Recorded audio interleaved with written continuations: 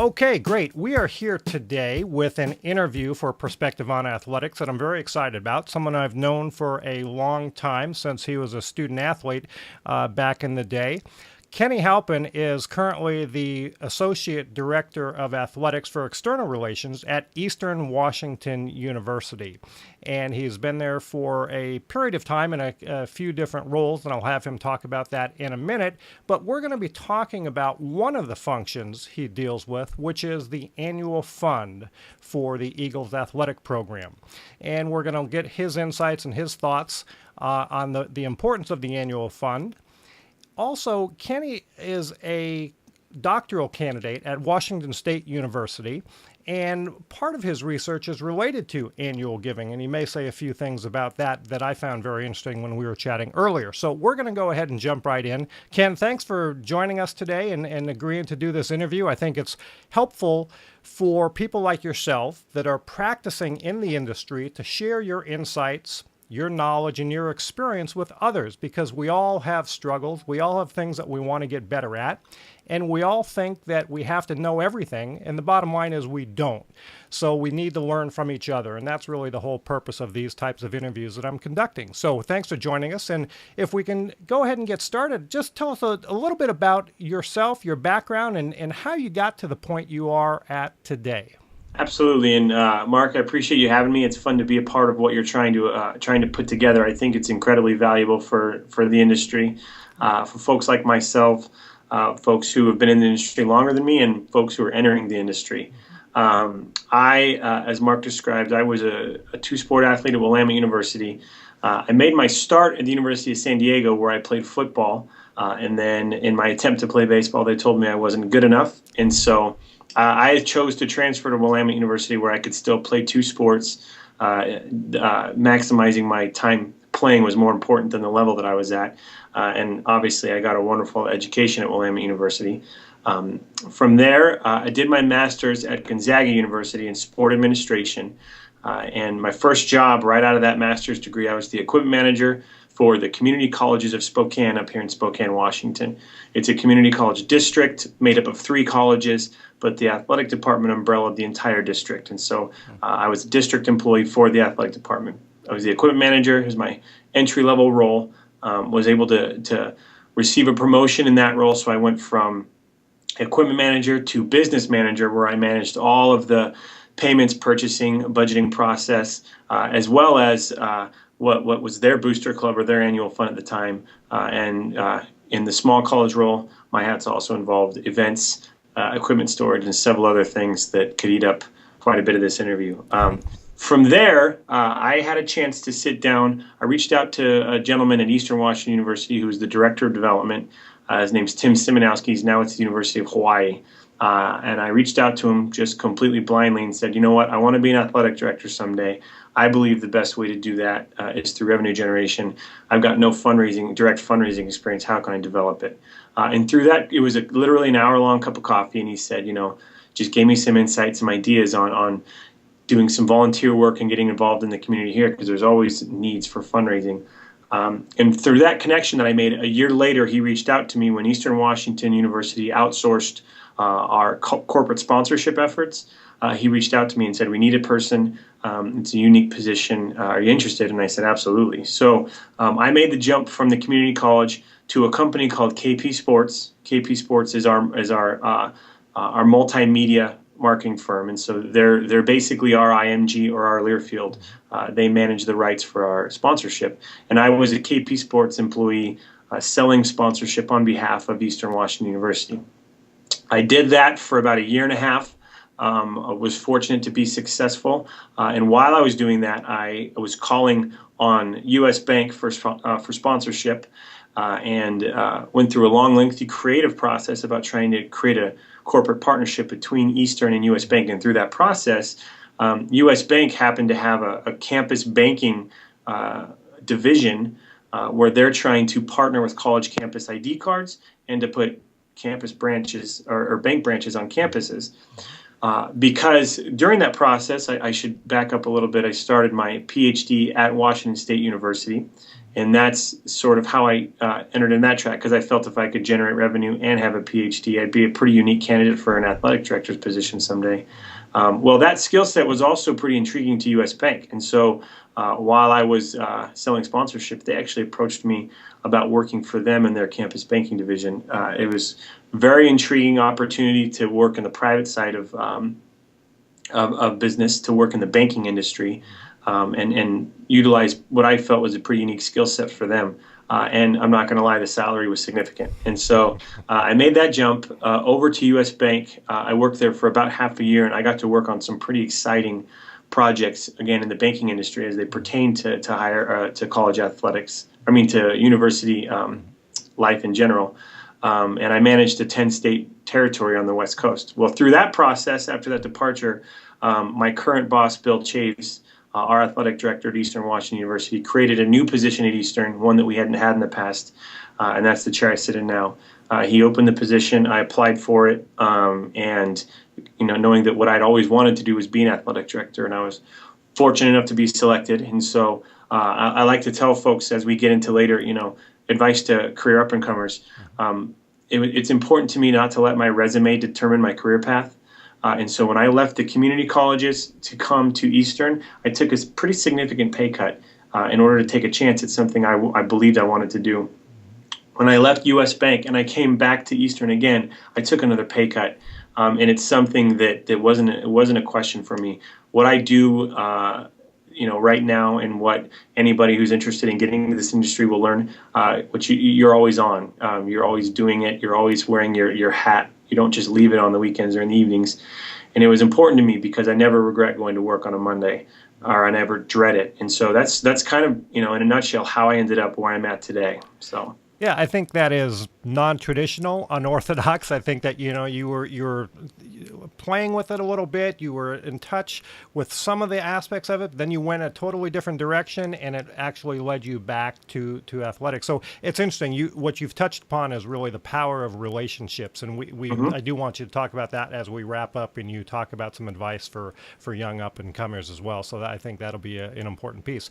But in your role there, you manage a variety of different things. External relations on many campuses can mean lots of different things, but they usually all have to do with revenue generation, correct? Mm-hmm. Absolutely. So this is the money-making operation, which it would include ticketing, which would include the annual giving aspect, marketing, sponsorships. Is that everything that's included, or do you have anything else that is under your umbrella? That's absolutely everything included, as well as media relations. And what has traditionally been called sports information, we like to use the term media relations, but we also remind everyone in our department, everyone's a ticket seller and everyone's a marketer, because everybody influences our brand. And so, that's all the areas that flow up for external relations here at Eastern. Yeah. Well, it's a very important aspect of any athletic department, particularly at the Division I level. But all of these types of things, as we all know, are trickling down to Division II, Division III, NAIA schools. The importance of revenue generation exists at every single level. So some of the things that you're doing or others are doing at the Division I level, we all try to take and tweak and make appropriate for our levels at in the small college environment. But it's all very important. So I think that, as you know, you probably have a lot of people counting on you to generate, and hit goals and that sort of thing. One of those areas that we're going to talk about today is the annual giving, or the annual fund component, which is donations and creating donors and relationships there. And I think it's a very, very important topic, especially for smaller colleges, because marketing and sponsorship revenue, ticket sales generally are not a part of the small college world as much. But the annual giving is something that everybody can do a better job at and work with their campuses to create a better program and really engage people and generate substantial dollars that will have an immediate impact on their athletic budget. So what I'd like you to do is talk a little bit about the importance of the annual fund and how you go about it, or your thoughts, and take us through why this is such a big deal. Yeah, it's a great question, and a colleague of mine at University of Central Arkansas his name's Ryan Holloway. He always refers to the annual fund as the lifeblood of your athletic department, it's really so true because from a younger perspective, you really, as you're getting new into the industry, you need to understand that there's a difference between a major gift and an annual fund gift. And a major gift is defined differently at every university. What we define as a major gift at Eastern might be a monthly gift at University of Arizona. I mean, it's really an economies of scale discussion. But really, an annual gift is something that's given every single year, some type of money that you go to, a donation that you effort to renew each year. At least that's how it is for us. And the biggest reason it's valuable is because if you get, the moniker, if everybody does a little, nobody does a lot. Nobody has to do a lot. You have a lot of people. We're hoping for up to 1,000 that give a smaller amount each year to create a pretty healthy pool of revenue that we can utilize. And we utilize a lot of them to offset our cost for scholarships, but that's just how we use it. A lot of schools will do it differently. And then the other reason that an annual fund is so important is because it gives you a pool of people that you can develop a relationship and get to know and identify major gift prospects from. People that might have the capacity to give a major gift and just need to get more engaged with the university in the athletic department and understand your needs as you grow. One of the biggest things that I've learned, and just for what we're doing, we're actually working on the discussion of rebranding our annual fund. So as you can imagine, I've spent a lot of time researching annual funds across the country and how they operate. And one thing I guess I'd share for today is there's a difference in levels and there's a difference in spectrums. And so first I'll talk about the difference in levels. One of the reasons our annual fund at our level is so valuable is because we're good at football. And the best way to have a strong annual fund program is to hold benefits hostage for certain donations. That's a very popular practice at the Division I level. Obviously, for BCS schools like the Pac-12 schools of, USC, UCLA, they're gonna hold the best parking spots and the best tickets hostage for a donation. Other stadiums, folks, they'll actually utilize the term of a PSL or a property license for their seats. That'll help you get certain additions done into your stadium. It's a smart way to just identify revenue and grow your stadium. So one of the things that we do here at Eastern, and we're looking at really growing in our rebrand, is tying more tailgate passes, more parking passes, and more tickets to our annual fund, because football for us as a brand is about as hot as it's ever been, without a question. One of the biggest differences between the small college world and the major college world, or at least even the mid-major, for us, it wasn't that long ago that ticket sales were not a strong revenue stream for us. Today, ticket sales is a strong revenue stream for us, stronger. The small college level, ticket sales are not a strong revenue stream. Parking benefits aren't going to be as enticing, and seating isn't going to be as enticing. So what you really truly have in the small college world is an annual fund based on truly philanthropic support for your program. People that want to give annually each year, and from my experience, a lot of that is going to be parents. I want to support my students. My son or daughter's experience while they're there. So you kind of have this 4-year window on average, or 2-year window at the community college with parents or folks. And then the other stronger element for that philanthropic support are your alumni, folks that went to the university and have some type of attachment beyond the benefit that they can receive. So there's really a lot of differences in level, and understanding where you're at level-wise is how you can really create a strategy to maximize because obviously it's about revenue. You're trying to raise revenue, and one of the things that often gets forgotten about, but we try to remind ourselves to discuss all the time, is are you ever making a sacrifice to raise revenue? There's certain colleges that could probably get a significant paycheck from a casino or a beer sponsor, but they choose not to accept it, if that makes sense. And so that's a little bit about the difference in the levels. Yeah. And then at our level, we talk a long time about difference in spectrums, and it's a spectrum we've defined here, because one thing that as anybody gets into this industry and wants to get into fundraising, they're going to wrestle with what we call at Eastern our excellence funds. Different schools call it differently, but we have our annual fund, that big pot that we all donate to each year for that philanthropic support. But then football has a pot, and basketball has a pot, men's and women's both have their own pot. Tennis has a pot. Everybody has their own needs that they want to go fundraise for. And so with this spectrum that we've created, on this side is, we always joke about it, is the University of Florida. And if I'm the athletic director at the University of Florida, I'm going to tell my volleyball coach, I'm going to fund you to the nth degree. You're going to have everything you need from a funding perspective. Your job is to coach. Your job is not to fundraise. So all the money that gets fundraised at Florida goes into one big pot. That's this side of the spectrum.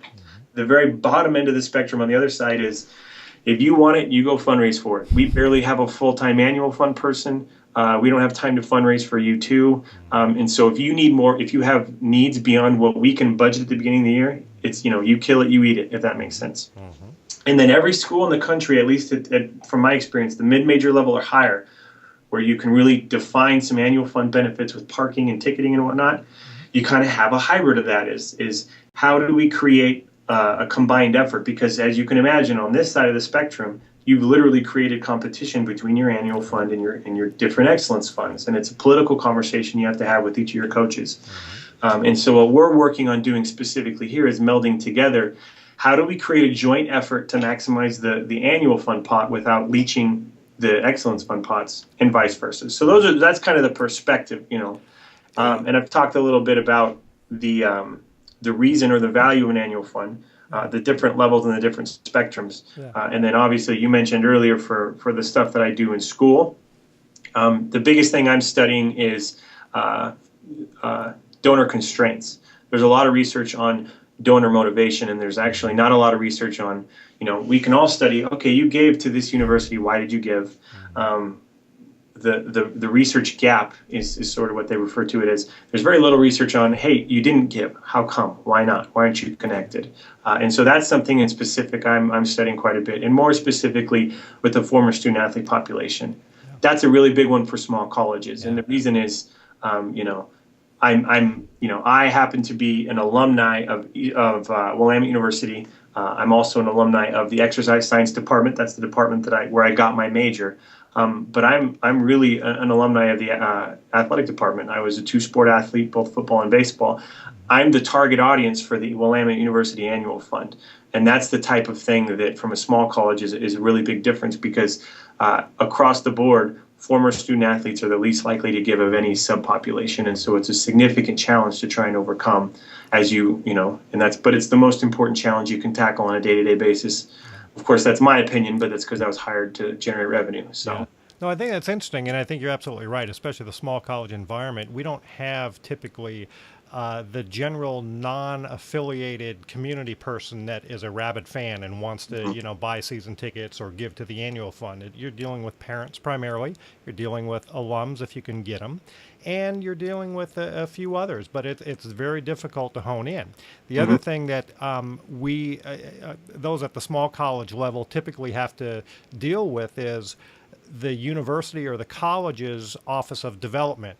And how are you going to work with them? And are you competing with them? And for folks that haven't done a lot of athletic fundraising, that sometimes can be a source of conflict. And it's difficult and threatening for the university or college's annual fund staff to start talking about athletic giving. And sometimes there's a process to work through there. What about for you guys at your level, Division I level? How do you or not work with the university's Office of Development and Fundraising operation while you're trying to do your thing? That's an incredibly good question. Really, if you think about it, at Eastern we have roughly a $10 million budget, and our money comes from a couple of sources. We work with the institution itself. We're a state institution, so we work with the state side, and we discuss our needs, and they approve an allotment. So as you go through the list of these schools in the country, other than about 10 schools, every school receives some subsidy from the school. And that subsidy for us revolves around some state dollars and then some support from our students. And then the other side of it is just generated revenue. And so that's really the most flexible piece, because that's a piece you can go after and you can be entrepreneurial about. So then when it comes to development and raising revenue, who are your allies? And from an annual fund perspective, the Central Development Office can absolutely build or completely destroy everything you're trying to accomplish. For us, our university has a foundation. It's a separate 501c3 from the university. So even though it works in conjunction with the university, it's legally a separate entity. Although it's housed on campus, it's employed by university employees. And it's the primary fundraising arm for everything we do at the university. We have an associate athletic director for development. His only job is major gifts. We define a major gift at, I believe, 50,000 or more. So he is only looking for those major gifts. He's not, if you have 10,000 and you want to give it to us, he doesn't have time to talk to you. That's an annual fund gift as we define it. One of the benefits for us structurally is that he has a report to the through the foundation. So he technically has a dotted line both to the athletic director and to the director of development for the entire university. And so he's treated like a major gift officer for athletics as one of the schools. We have a School of Business, College of Liberal Arts. They all have a development officer. He's our development officer. So that's one piece. The second piece is our annual fund. The gifts actually get processed in the foundation. So if you make a donate to athletics, it still routes through the foundation. So there's some natural structural synergies between athletics and the foundation. And then the most important piece, in my opinion, and I got a chance at NACTA to hear a symposium from several athletic directors, and the Duke athletic director, one of the biggest things he said is, I hear a lot of young folks who say, I would love to work in college athletics, I just don't like politics. His response was, then you're going to hate college athletics. It's literally understanding how to work with people to achieve a common goal is 99% of all of it. I spend probably 3 days a week. I'm in the foundation speaking with the director of alumni, speaking with our College of Business, major gift officer, our other major gift officers, and then our VP for advancement. So he's of the university president's 5 direct reports. Our athletic director reports to the university president, and our vice president for advancement, who is the executive director of the foundation, also reports to the university president. I talk to those two, my boss and his peer, the VP for advancement, every chance I can get, and I make sure that I understand both of their needs. But if I'm going to fundraise, I'm going to need the support of the university vice president for advancement. It's helpful that my boss and him get along really well. That's a big deal. I've spoken to colleagues at other institutions in our conference who have said, boy, our director of development couldn't be more anti-athletics. And so as we try and fundraise for, improvements for our facility, I'm literally working against the director of development. That's a structural and political piece that's hard to overcome. But I would also counter that it's the responsibility of the person sitting in that chair having that issue to mend that bridge. And while it's not always easy, it's not necessarily impossible. So the personal relationship I have with the people in the foundation is probably stronger than any personal relationship I have anywhere else on campus, because those are the folks that can open the floodgates or completely create a dam for the flow of dollars in and out of our annual fund, if that makes sense. It's interesting. It sounds like you're in a very similar situation to most people, that you need to work together. You need to figure out a way to work together. You're trying to do the same thing, and if you help each other, you can be a lot more successful than if you're defensive or battling against each other. Again, you're touching on a common theme throughout a lot of your comments about the importance of relationships and that sort of thing, and we're going to get to that in 1 minute. But the annual fund discussion that we just had, I think, was very useful and very helpful for those to get some perspective from somebody like yourself sitting in your chair and managing and trying to go through a whole rebranding effort now with your annual giving program there. But I want to shift gears slightly and see if you have some thoughts on leadership. And as you think about leadership in terms of intercollegiate athletics today and where the future is headed in a variety of different areas. But leadership is constantly talked about, and sometimes people define it in a variety of different ways. But I want to hear what leadership means to you and what you think is important for leadership in intercollegiate athletics moving forward. It's a great question. I personally spend a lot of time reading about just that topic. And again, I teach a class adjunct at Gonzaga University, and I always encourage students to read books on leadership. Books on leadership are not necessarily books that have the word leadership in the title. I mean, you can read biographies that will share with you leadership. You can read marketing texts that talk about leadership. One of my, two of my favorite authors are Seth Godin and Malcolm Gladwell, and they write about thinking outside of the box and thinking about the future, not thinking about how the world operates today. And I take so much away from that from a leadership perspective than I could ever define. For me, what leadership means changes every day. I had a pretty, I always believe I've got a good idea of it, and then 2 years later I realized I was clueless.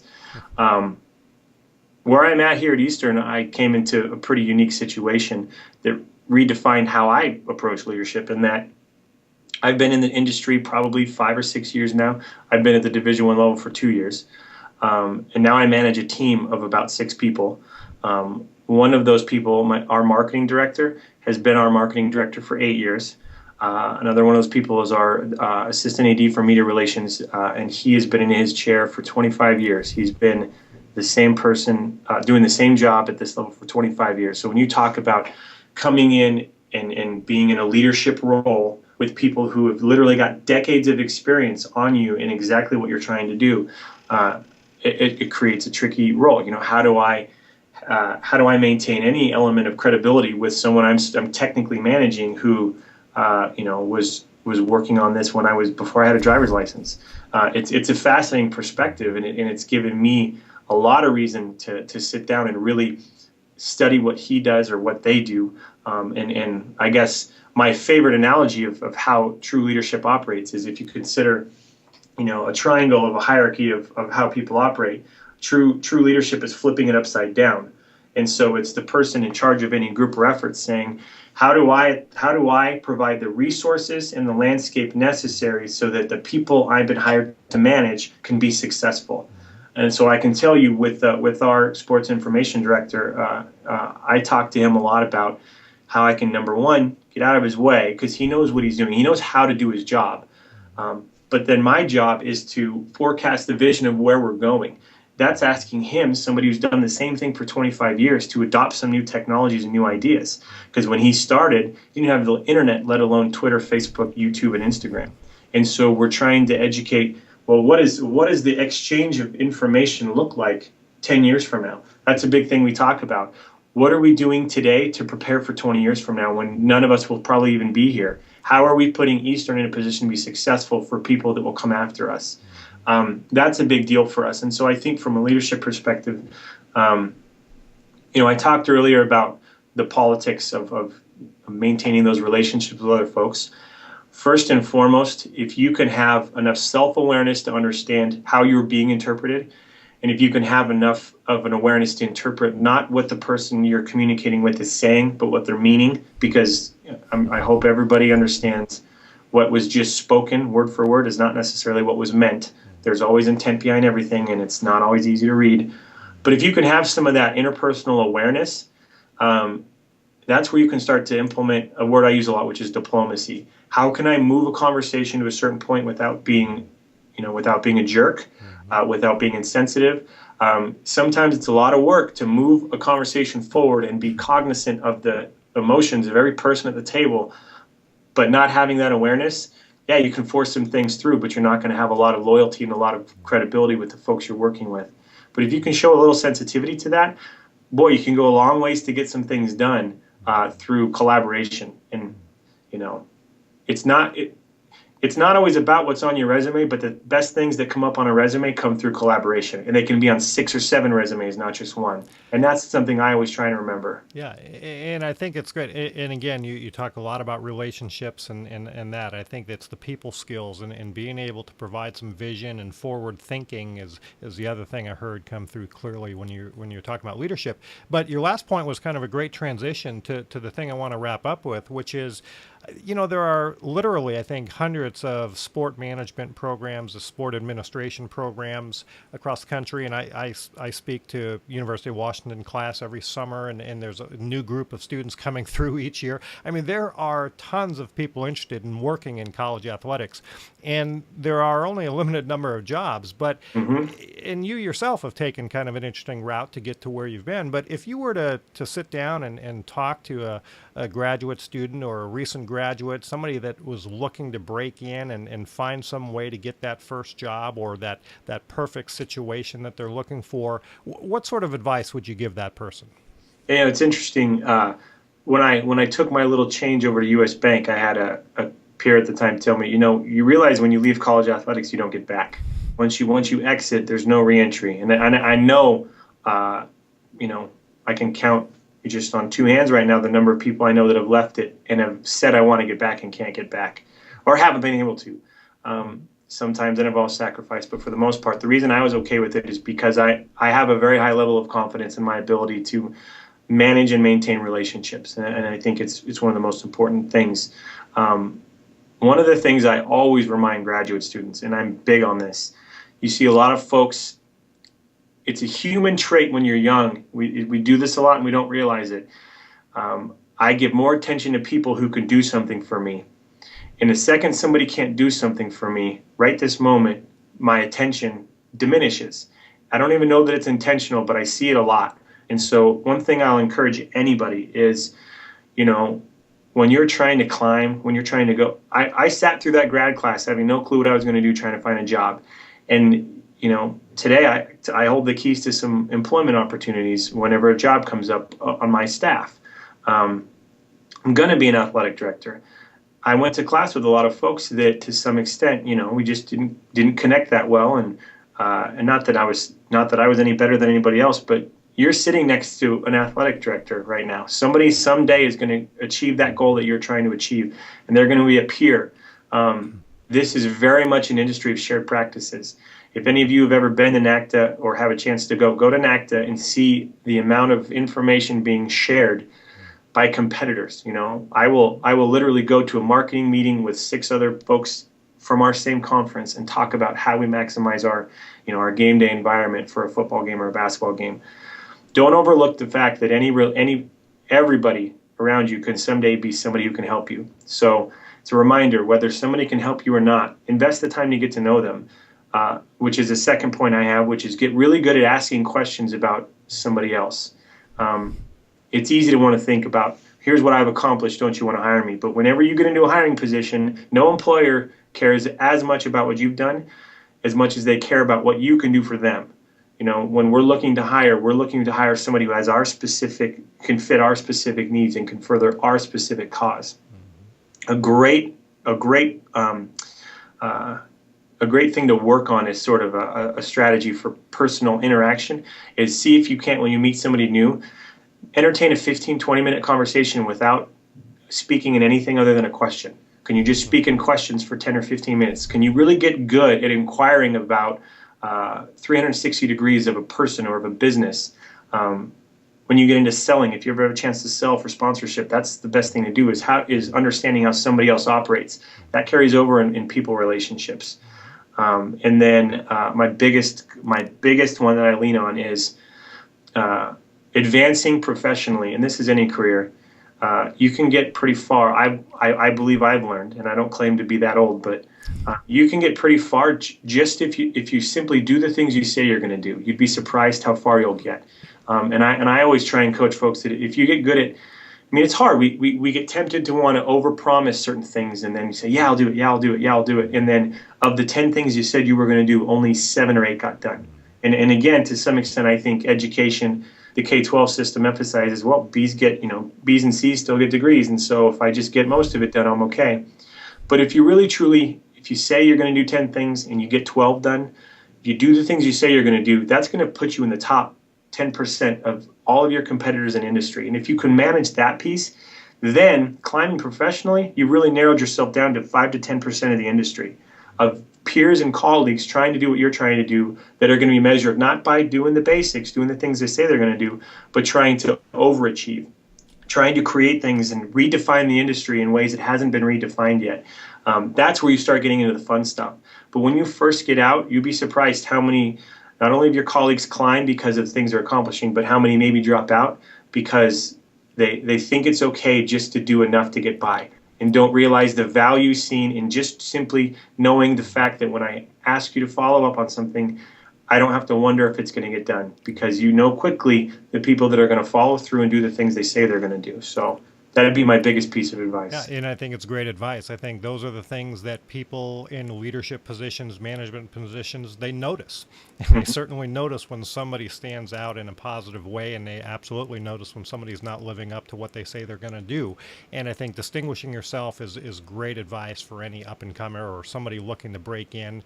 And I think the other thing that is important is to find your value and make yourself valuable. You know, Mhm. people need to know that they can depend on you, but it's up to you sometimes to figure out what it is that Yep. a program or a department or a staff person needs, and you make yourself the person that gets that thing done. And We have a term for that here. We call it value add.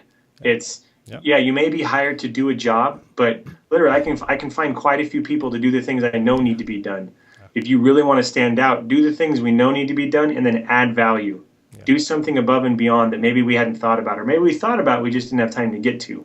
That value add goes such a long ways. yeah, And you're not going to be given directions. yeah. You're No, going to have to make it up as you go, which is the fun part. yeah, exactly. And I think that's great advice. And in an ever increasingly competitive job market for collegiate athletics. So, Ken, I think I want to wrap this up. I really appreciated the chance to visit with you and have you talk a little bit about your world and what you're doing these days and how you got there and what you feel is important. These types of interviews, I think, provide so much valuable information. Like you said, this is an industry of sharing where people are constantly talking to one another about how are you doing this, how are you doing that. So even the ultra competitive world of college athletics, we all need to stick together and share so that we can all do a much better job, because after all, it's about the student athletes that are participating in a program, and that's why all of you have jobs to begin with. So I Hmm. think it's a great opportunity to visit with people like yourself, to share your insights and advice and thoughts on where the industry is going, and wanted to just give you one last shot to say, is there anything you wanted to wrap up with before we close this interview? I appreciate you reaching out. This is fun, and and I think I mentioned to you earlier. I hope to be able to offer this value someday when I've really accomplished some things, and maybe I can give something back. But just feel free as you continue to, communicate in your vision and with what you're doing here. And if anybody does happen to watch this and think it's valuable, please call me, email me. If I can ever help out anybody who's interested in this, if I can have a chance to just chat with 5 minutes, I'm happy to give recommendations, thoughts, calls, anything, and pay it forward. I'm only here today because a couple of folks did that for me back when I had done nothing yet. And you have to start doing some things before you can start elevating, and it takes that help. So I'm always accessible. I appreciate it. And if you need anything else from me, just let me know. Well, that's great, Ken. I appreciate it. And I will make sure that your contact information is listed when I post this to the Perfect. website as well. So, again, thank you. Ken Halpin, Associate Director of Athletics at Eastern Washington University. Thanks again, Ken. Have a great week. Anytime, you do the same. All right.